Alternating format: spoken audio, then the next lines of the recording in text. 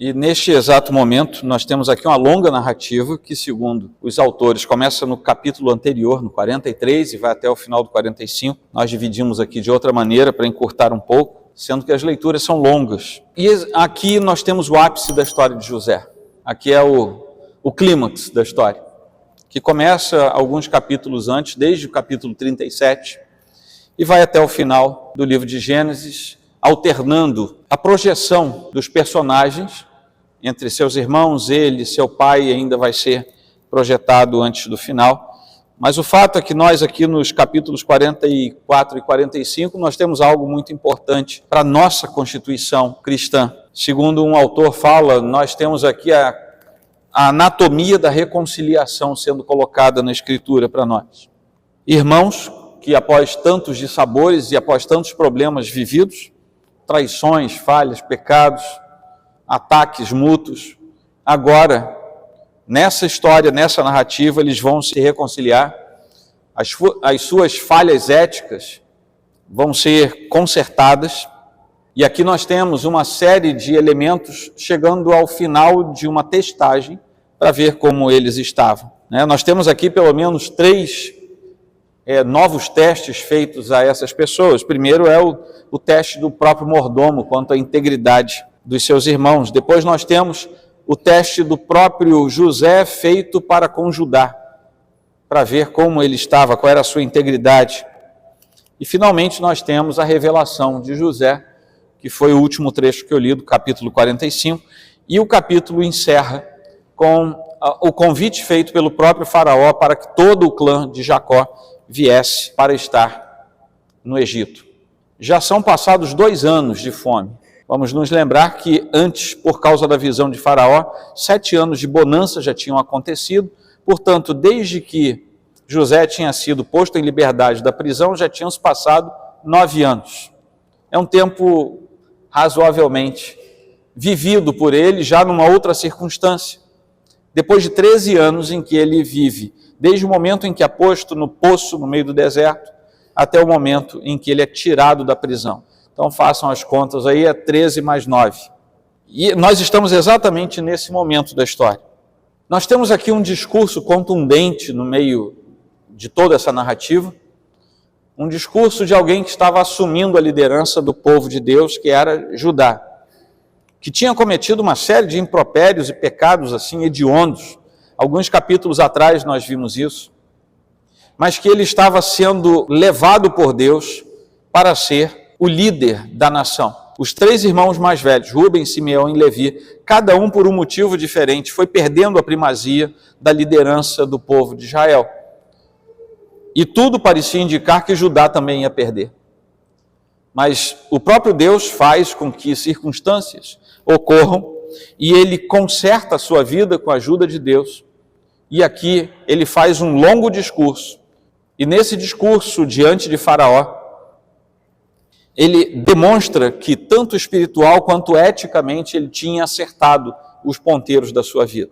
Ao final de tudo, José vai esfriar a tensão, que é muito elevada no primeiro capítulo que nós lemos, capítulo 44, e no capítulo 45 isso vai ser esfriado com a sua declaração: sou eu, sou José. Porque até aquele momento eles não haviam reconhecido quem era José, e eu já expliquei para vocês por quê, que ele era irreconhecível. E eu usei a mim próprio como exemplo. Se eu um dia resolver tirar a barba domingo à tarde e chegar aqui domingo à noite, vocês vão me receber como visitante. Mas depois de tantos anos de maldades, traições, desavenças, o versículo 15 daquele contexto vai nos mostrar que os irmãos se beijaram, se abraçaram, se reconciliaram. Isso, meus irmãos, acontece há uns 5.000 anos atrás. Menos um pouco, talvez. Estamos falando aí de 1800 e poucos antes de Cristo, uns 4.000 anos atrás. O ser humano não mudou, é a mesma coisa. Passam-se os tempos, passam-se as eras, mudam os nomes. Podemos não ter Judá e José aqui, mas temos Joel e Carlos. Nós somos da mesma espécie, somos da mesma raça, filhos de Adão, caídos, sujeitos a tudo que eles fizeram, porque o pecado ronda a nossa vida, mas também somos alvo da misericórdia do mesmo Deus que trabalhou sobre ele. E se eu usei a mim, ao Carlos, presbítero da igreja, como exemplo, também uso para isso. Deus que teve misericórdia daqueles homens, também tem misericórdia de nós, como de todos que estamos aqui presentes. Porque assim é Deus.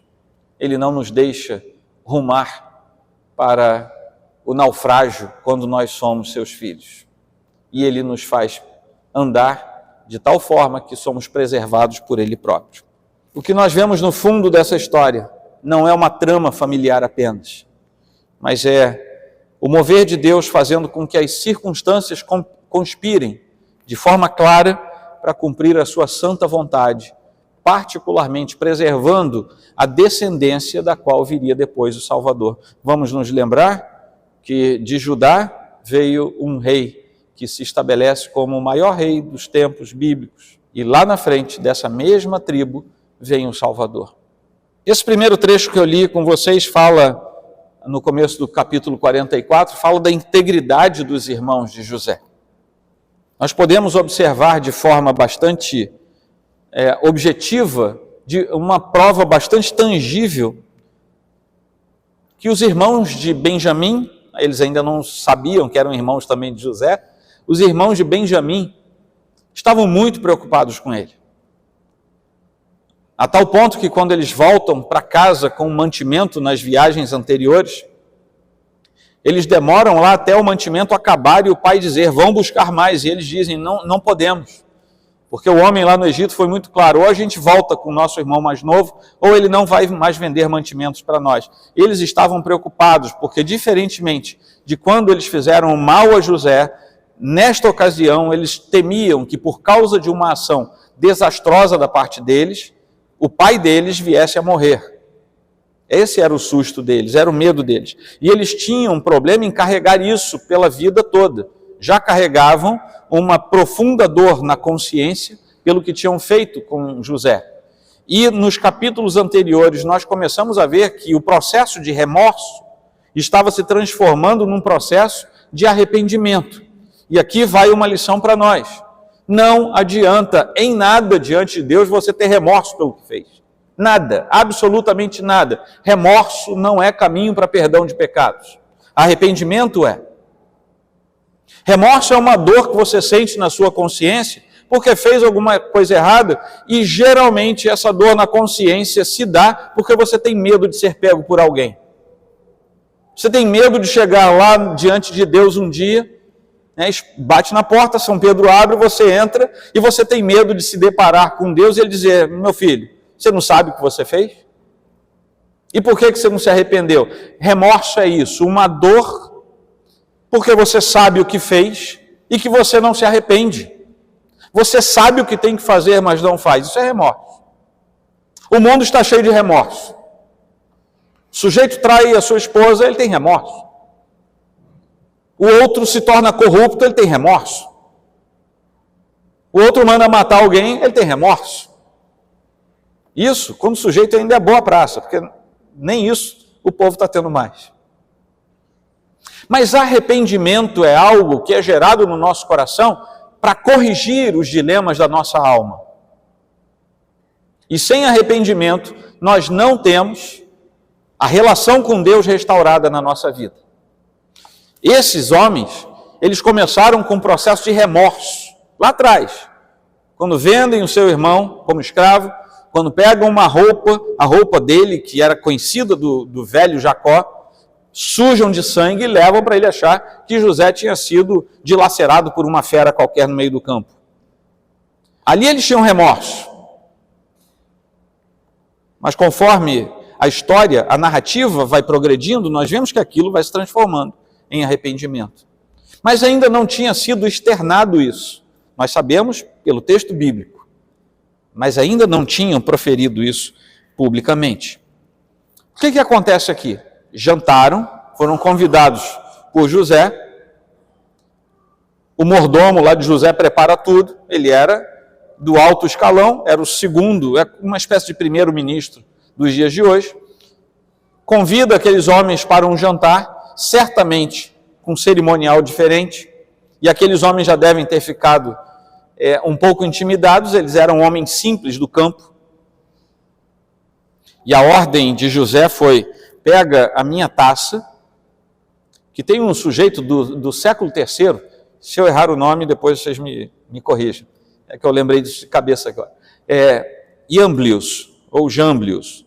Esse sujeito, ele faz um estudo a respeito da cultura helênica, e ele descobre que entre os gregos ainda havia resquícios de algo que as civilizações mais antigas, como os persas antigos e também entre os egípcios antigos, havia uma prática divinatória que usava o que sobrava dentro da taça na qual você bebia o seu vinho, por exemplo.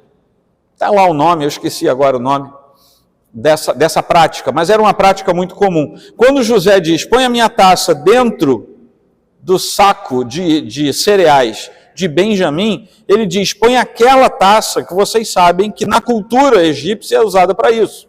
É por isso que José depois fala para eles, vocês não sabem que um homem na minha posição consegue adivinhar as coisas? Se a gente não explicar, você não sabe por que José falou isso. Mas ele diz, vocês não sabem qual é a nossa cultura, lembrem-se que José tinha assimilado esteticamente toda a cultura dos egípcios, e aqueles homens estavam intimidados diante dele. E agora, certamente, eles também estavam com medo, porque quando o mordomo vai atrás e descobre o que tinha escondido lá no saco das provisões de Benjamim, a situação fica muito difícil. Porque vem à tona exatamente o temor que eles tinham. Como é que a gente vai chegar agora em casa sem Benjamim? Papai vai morrer. Ele já disse que ia morrer quando a gente vendeu José. Graças a Deus não morreu, mas agora ele morre, se a gente chegar sem Benjamim. E a situação tinha se complicado muito. Nesse momento, os irmãos começam a fazer uma remissão do que eles tinham feito com José. Isso é porque nós temos pecado. O Senhor está trazendo à tona o que nós fizemos. Ele está trazendo à tona os nossos pecados. Aquilo que nós escondemos esses anos todos, o Senhor está revelando agora. E é por isso que nós vamos pagar tudo isso. Quando chegamos ao trecho seguinte, o que é testado não é mais a integridade dos 10 homens que estavam lá, mas do 11º, que era Judá. E nós presenciamos aqui uma virada significativa na narrativa. Naquele momento em que Judá faz uma veemente defesa de Benjamim, e ele faz isso diante de José. Ele tem coragem de dizer para aquele governador geral do Egito, ele pede a palavra e ele faz uma defesa intensa. E a situação atinge um momento crítico, exatamente porque Benjamim foi acusado de roubo, acusado por uma testemunha sobre a qual não pairava dúvida, era o funcionário do próprio José. E Judá agora estava determinado a proteger o seu irmão mais novo, e com isso também proteger a saúde do seu pai. E ele faz uma proposição: eu fico preso no lugar dele. Ele volta para casa, porque eu não vou conseguir encarar meu pai se eu chegar lá sem Benjamim. E a força das palavras e a disposição de Judá em assumir a responsabilidade pelo que aconteceu tocam profundamente o coração de José. Ele fica abalado com aquilo. E aquilo ali serve de elemento comprobatório de que seus irmãos verdadeiramente haviam mudado nos seus procedimentos. Eles eram diferentes agora daqueles irmãos que o tinham vendido lá atrás como escravo para aquela caravana que passava quando ele foi parar no Egito. Eles estavam diferentes. A inimizade do passado tinha cedido lugar a uma fraternidade de fato entre os irmãos. E agora eles se defendiam. Eles não se vendiam mais, agora eles se defendiam. E Judá vai além. Judá diz, não, eu fico no lugar dele. E aquele é um momento de virada não apenas no discurso de Judá, não apenas na história daqueles irmãos, mas também na vida do próprio José. Dá uma virada.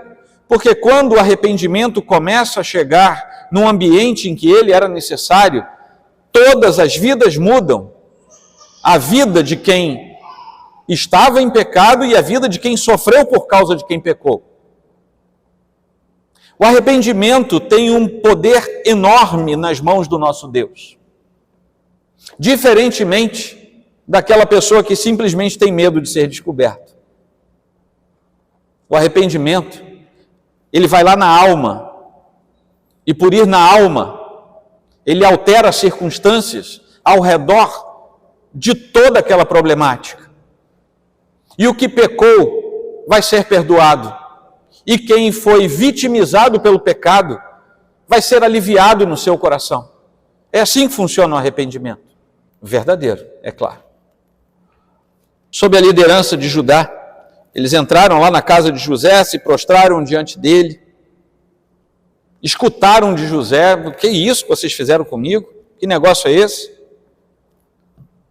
Eu trato vocês bem, eu vendo comida para vocês, como é que vocês me traem desse jeito? E foi aí, então, que eles tiveram certeza que estavam sendo punidos pela mão de Deus por causa daquilo que tinham feito com seu irmão mais novo. Naquele ínterim, José decide fazer diferente, porque todos eles seriam tecnicamente punidos e escravizados. Mas José resolve dizer: não, eu só vou punir aquele com quem foi encontrada a minha taça, aquela taça de prata. E essa é a circunstância. Estava tudo profundamente tenso. Um sentimento de arrependimento já tomava conta daqueles homens. José estava instável nas suas emoções, nós lemos isso no texto. Até que entramos no capítulo 45, em que José resolve revelar aos seus irmãos quem ele era de fato.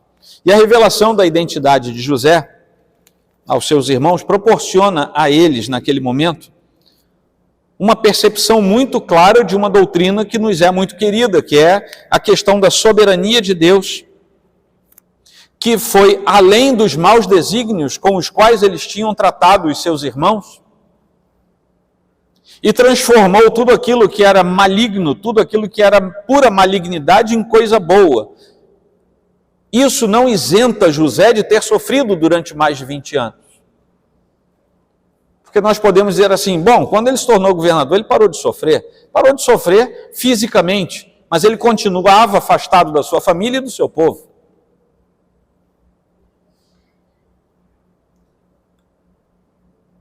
Deus transforma coisas ruins em coisas boas.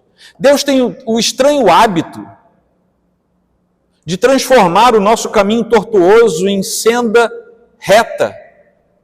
Deus tem um estranho prazer em tirar aquilo que nos faz ter dor e nos dar alegria no meio da nossa caminhada.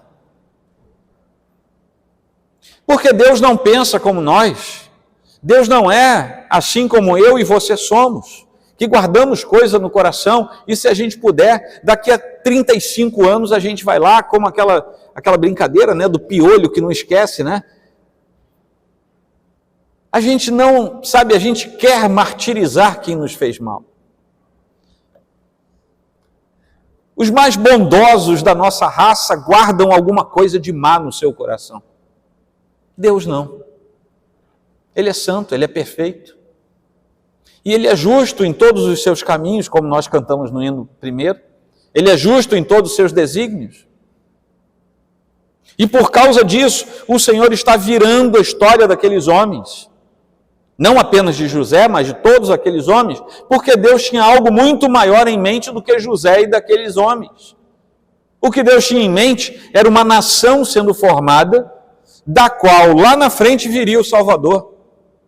Porque também, diferentemente de nós, Deus não enxerga somente até onde os nossos olhos alcançam, ou os seus olhos alcançam. Deus enxerga ao longo da história, Ele é o dono da história. E Deus estava vendo 1900 anos depois, arredondando, quando o Salvador sairia do ventre de uma mulher comum, como as mulheres que aqui estão, e seria um bebê comum, como o Isaac que eu acabei de batizar, numa terra comum, de gente comum, falando como gente comum, relacionando-se com gente comum, a fim de lhes contar algo extraordinário, incomum, que o reino de Deus havia descido e havia chegado nele.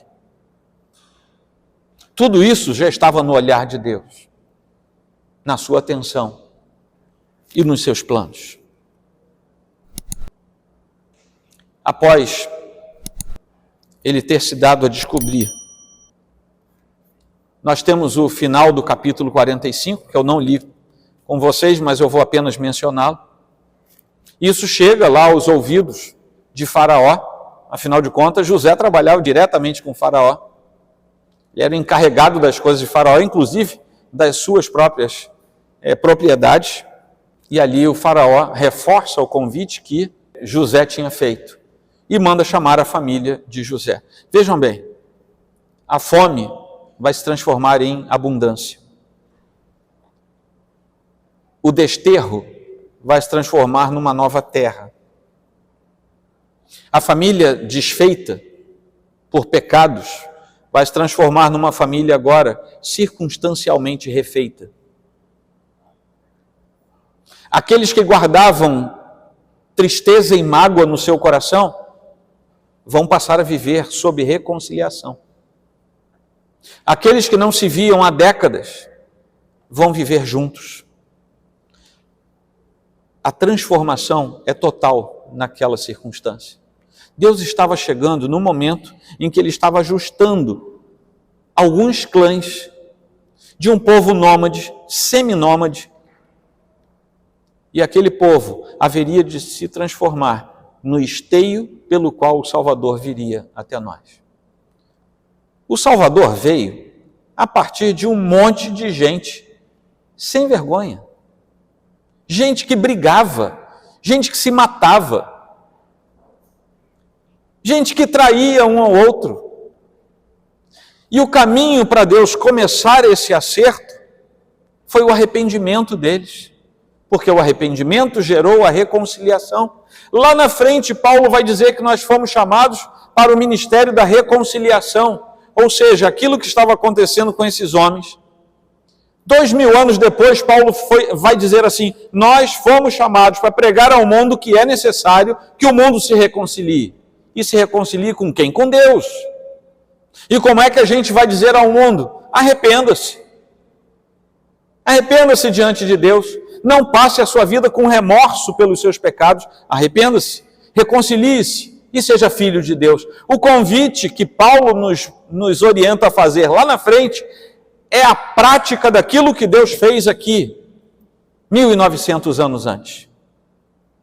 E domingo após domingo nós apresentamos aqui Jesus Cristo, o Salvador, que continua nos chamando para que nós nos arrependamos, nos reconciliemos e passemos a andar com Ele. Domingo após domingo, igrejas no Brasil e no mundo em que Cristo é pregado fazem o mesmo convite. Jesus está chamando. Jesus está convidando. Arrependa-se dos seus pecados. Reconcilie-se com Deus. Ande com Ele. Esse é o plano de Deus para a nossa vida. A notícia da chegada dos irmãos de José, portanto, chegou lá ao palácio de Faraó. E palácio parece que não tem paredes, né? Todo mundo ouve falar que acontece lá dentro. Vocês já viram filme, né? De castelo, daquelas coisas. Todo mundo sabe de tudo, né? Os criados parece que são o telefone sem fio da era medieval, né? Nesse tempo aqui também, todo mundo sabe de tudo. E chegou a notícia lá para Faraó, ele chama José, rapaz, chama a tua família toda para cá. Isso aqui vai fazer com que também se cumpra uma palavra do Senhor. Porque depois de formado o povo, eles deveriam padecer como escravos. Deus já tinha falado isso. E agora, eles vão entrar nesse processo para que sejam poderosamente livrados. Isso vai acontecer o dia que a gente parar para estudar o livro de Êxodo aqui nos nossos sermões. Que não vai ser o ano que vem.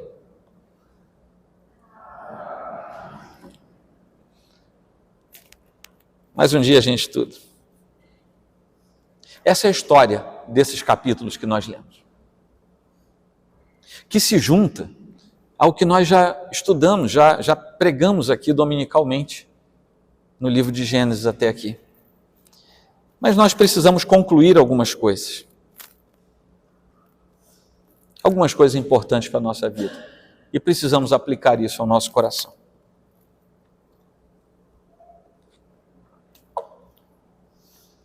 A primeira delas é que Deus está no centro da história. Não é você que está no centro da história. Não sou eu que estou no centro da história. Deus está no centro da história. E embora esta narrativa toda pareça estar centrada em personagens humanos, José, Judá, Benjamim, Jacó, até o mordomo de José aparece aqui como personagem, o próprio Faraó. É importante notar que Deus está ativamente operando ao longo desse tempo, nos bastidores, mas de forma muito clara. Deus está arrumando a história para aquilo que o próprio Deus queria que acontecesse. Jacó envia seus filhos numa missão muito perigosa, ele sabia que havia perigos, com uma oração que ele faz por sua família. Aliás, pais presentes, é nossa responsabilidade orar por nossos filhos. E ele fala assim, lá em 43:14, Deus Todo-Poderoso lhes dê misericórdia diante do homem, quando os envia para falar com Faraó. E mesmo o mordomo de José tranquiliza os irmãos preocupados que estavam em dado momento, quando ele diz assim, não tenham medo. Vejam bem, o ímpio vai falar, não tenham medo. O seu Deus e o Deus do pai de vocês colocou esse tesouro quando descobre as coisas lá guardadas. Ele próprio tranquiliza. Eles tinham já parado para falar assim, e como vamos nos justificar? Deus descobriu a nossa culpa. As coisas estavam sendo revolvidas naquele momento da história. Até que José, ao se mostrar a eles, ele diz claramente, foi para a preservação da vida que Deus me enviou diante de vocês. Deus me enviou diante de vocês para que fosse conservado para vocês um remanescente na terra, para que a vida de vocês fosse salva por meio de um grande livramento. Assim, não foram vocês que me enviaram para cá, e sim Deus, que fez de mim como que um pai de Faraó e senhor de toda a terra do Egito. Tinha havido arrependimento, tinha havido reconciliação. Aqueles que se arrependeram estavam com o coração aliviado. O fardo tinha saído de cima deles. E José vira para eles e diz assim, esqueçam tudo. Eu passei 13 anos aqui entre cadeias e prisões e, rebaixamentos e acusações. Não foram vocês que me puseram nessa. Foi Deus quem me trouxe para cá, não por causa daqueles 13 anos de dificuldade, mas pelo que eu represento agora, podendo salvar vocês e preservar a vida da minha família toda. O arrependimento tem mão dupla. A reconciliação tem mão dupla. E ela funciona, como eu falei antes, para os dois lados, para o culpado e para o inocente, porque ambos estão sofrendo. Ok?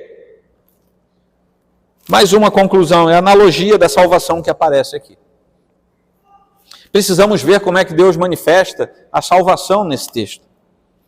E da mesma forma como Deus ensina a Israel que pode, de alguma maneira, que Deus pode utilizar até mesmo os erros, os desvios do povo, dos seres humanos, para realizar a salvação.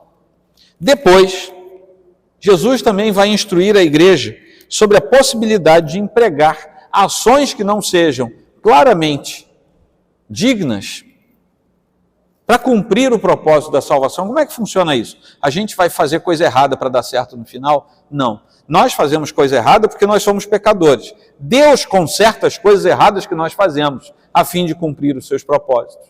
E é isso que Deus está mostrando aqui. Jesus Cristo vai falar a mesma coisa para nós, com os seus atos.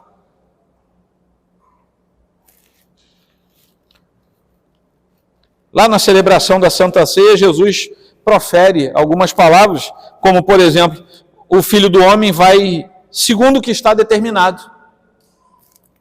Mas ai daquele por quem ele está sendo traído. Mas foi por causa da traição que ele vindicou o seu ministério lá na cruz.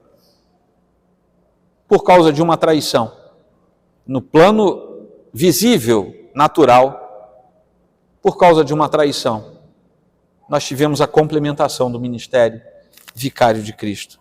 No dia do Pentecostes, Pedro vai declarar, quase que solenemente assim: portanto, toda a casa de Israel esteja absolutamente certa de que a este Jesus, que vocês crucificaram, Deus o fez Senhor e Cristo. Como eu falei antes, Deus tem um hábito muito peculiar de transformar coisas ruins em bênçãos para a nossa vida.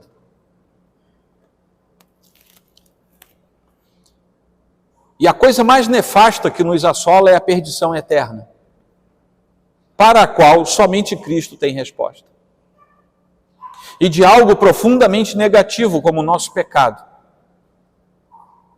de alguém profundamente deformado como nós, mergulhados no pecado, Deus pode trazer pessoas que vão abençoar, vão salvar e vão cuidar de outras vidas. Só Ele pode fazer isso. Só o poder de Cristo pode fazer isso. Mais uma coisa que nos salta aos olhos aqui, são duas coisas importantes que eu já falei e que eu apenas menciono agora para ressaltá-las à nossa memória. A reconciliação e o arrependimento. Essa cena é profundamente focada nessas duas palavras. O que Judá faz aqui é dispor a sua própria vida, ficar no lugar da vida de outra pessoa. O que depois nós vamos ver tipologicamente na vida dele, se manifestando de forma clara e objetiva lá em Jesus Cristo. Quando ele fica no lugar daqueles que não poderiam resolver o seu próprio dilema. E a cena nos ensina a abrir mão do controle e do poder do conhecimento em favor da intimidade, abraçando compaixão, buscando a paz onde não havia paz, a fim de que vivamos com sentimentos ternos dados por Deus, com a sensibilidade aflorada e o perdão em nosso coração. Nem sempre o ser humano tem a intenção de perdoar. Às vezes ele só quer esquecer, mas não dá para esquecer sem resolver. Não é possível passar por cima da solução e viver como se nada tivesse acontecido. É preciso voltar, corrigir e aí sim dar um passo posterior. O arrependimento já vai falar aqui no texto do pecado cometido pelos irmãos. O próprio José tinha pecado, nós vimos isso lá no capítulo 37, ele com aquela soberba toda mostrando, né, a sua veste colorida, enfim, querendo se salientar ali. Até que nesse momento surge, por causa do desejo de reconciliação, o sentimento de arrependimento naqueles corações. Essas duas palavras precisam estar entranhadas na nossa vida, porque sem elas vai ser mais difícil a gente viver. Honestamente, eu não faço a mínima ideia de quantos aqui precisam se arrepender de pecados e de ações. Eu não sei porque eu não tenho aquela taça de José para adivinhar nada. Eu não sei porque o que eu tenho para afirmar isso é apenas o texto da Bíblia, que nos diz que nós somos assim. Mas se você, neste momento, se lembra de coisas que estão guardadas no seu coração, não entregue isso apenas para aquela caixa forte do seu coração. Não crie remorsos onde você deve ter arrependimento, porque isso não vai permitir que você tenha paz. Amém? O remanescente. Deus estava cuidando aqui de um remanescente.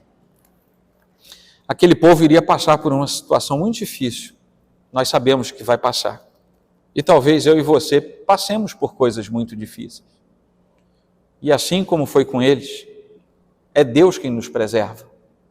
Deus preserva a nossa vida, Deus preserva a nossa família, Deus preserva aquilo que somos e aquilo em que Ele próprio nos transformou.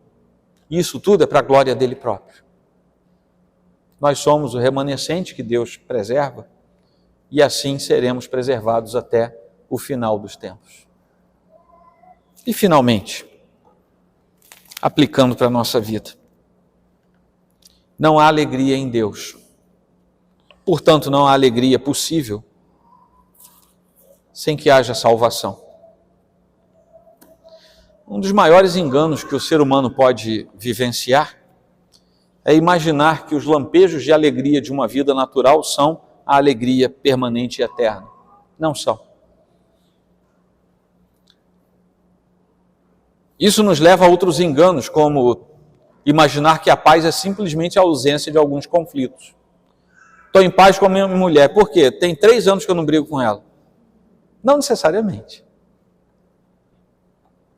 Estou em paz com a minha igreja. Por quê? Tem 3 anos que eu não sou chamado a atenção. O pastor está até rindo para mim todo domingo. Não necessariamente. A paz, assim como o arrependimento, é algo alcançado em Deus. A paz perfeita vem da parte de Deus.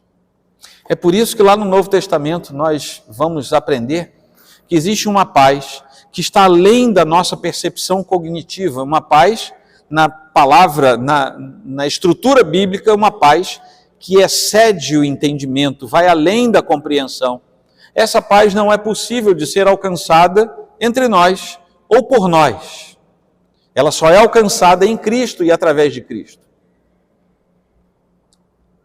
E nós não teremos paz duradoura enquanto não tivermos essa paz com Cristo. É por isso que José, que também é um tipo de Cristo, ele vai se colocar com aquele que promove o processo de arrependimento e de acerto de contas. É aquele que vai fazer com que as pessoas entrem num lugar em que há alimento, no meio da fome. Tipologicamente, ele se coloca como se fosse Cristo. É um prenúncio daquilo que Cristo faria em alguns aspectos. Cristo continua entre nós, agindo através do seu Santo Espírito, e ele continua dizendo, aqui tem comida, aqui tem paz, aqui tem arrependimento, aqui tem coração aliviado. Afinal de contas, o meu jugo é leve. Por que vocês carregam esse peso todo, se eu posso pegar o jugo de vocês que é pesado e fazer com que vocês carreguem algo leve? Por que vocês continuam carregando esse peso todo? Esse é o convite de Jesus Cristo a nós. Venham para mim, todos os que estão cansados, sobrecarregados, eu vou aliviar o fardo de vocês. E o processo do alívio do Senhor é o mesmo daquele tempo. Arrependimento e obtenção da paz com Deus. Reconciliação do homem com Deus e do homem com aqueles que o cercam. Salvação. Não há possibilidade de paz sem salvação. A integridade vem nessa mesma caminhada. Ah, mas eu conheço tanto crente sem vergonha. Vocês devem conhecer, né? Só abrir o jornal. Eu estou falando de pessoas que verdadeiramente andam com Deus. É por isso que a Escritura também nos adverte que no meio do povo, visível, haveria alguns que metaforicamente seriam chamados de trigo e outros que metaforicamente seriam chamados de joio, que é uma planta daninha muito parecida com trigo e que pode confundir. O próprio Senhor diz assim, não arranca não, deixa que eu arranco no final de tudo, porque senão vocês vão arrancar o trigo junto com o joio. Para a gente não se machucar. O Senhor diz, é melhor vocês conviverem com esses que não prestam, do que vocês se machucarem, tentando arrancá-los do meio de vocês. E finalmente eu deixo aqui a lembrança, de novo, vou falar pela enésima vez hoje: perdão e reconciliação. Enquanto isso não for vigorosamente vivido, o ser humano tem dificuldades. Dificuldades existenciais as mais abundantes e diferentes. E dificuldades espirituais as mais profundas que se possa imaginar.